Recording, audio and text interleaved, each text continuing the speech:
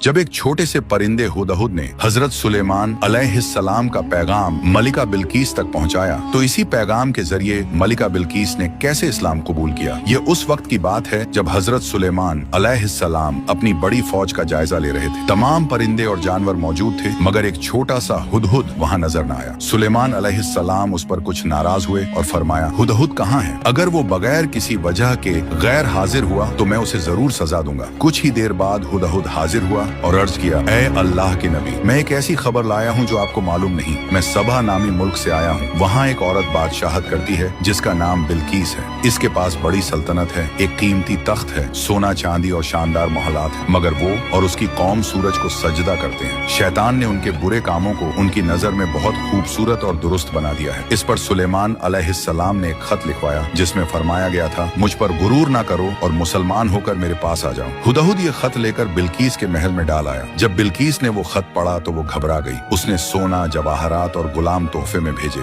जब ये तहाइफ सुलेमान अलैहिस्सलाम के पास पहुंचे तो आपने फरमाया, क्या तुम मुझे माल के जरिए खरीदना चाहते हो? अल्लाह ने मुझे इससे कहीं बेहतर नेमतें दी हैं। वापस जाओ। अगर बिल्कीस खुद न आई तो मैं अपनी फौज के साथ उसकी सल्तनत तबाह कर दूंगा। उसके बाद सुलेमान अलैहिस्सलाम ने अपने दरबार में पूछा, बिल्कीस के आने से पहले उसका तख्त कौन ला सकता है? एक जिन्न ने कहा, मैं उसे चंद घंटों में ले आऊंगा। लेकिन एक नेक शख्स आसिफ बिन बरखिया ने कहा, मैं तो आंख झपकने से भी पहले उसे हाजिर कर सकता हूँ। और पलक झपकते ही वो तख्त सुलेमान अलैहिस्सलाम के सामने मौजूद था। आपने फरमाया, इसकी शक्ल में थोड़ी सी तब्दीली कर दी जाए। कुछ ही अरसे बाद बिल्कीस बड़ी शान और शौकत के साथ सुलेमान अलैहिस्सलाम के पास पहुंची। सुलेमान अलैहिस्सलाम ने उससे पूछा, क्या यह तुम्हारा तख्त है? बिल्कीस ने हैरत से कहा, यह तो बिल्कुल मेरा ही मालूम होता है। फिर सुलेमान अलैहिस्सलाम ने एक शीशे का शानदार महल बनवाया जिसके नीचे पानी और मछलियां नजर आ रही थी। जब बिल्कीस अंदर दाखिल हुई तो उसने पानी समझकर अपने कपड़े ऊपर उठा लिए। सुलेमान अलैहिस्सलाम ने फरमाया, ये पानी नहीं बल्कि शफाफ शीशा है। ये सुनकर बिल्कीस शर्मिंदा हो गई और बोली, ऐ मेरे रब, मैंने अपने ऊपर जुल्म किया था। अब मैं सुलेमान के साथ अल्लाह रब्बुल आलमीन के सामने सर झुकाती हूँ। यूं वो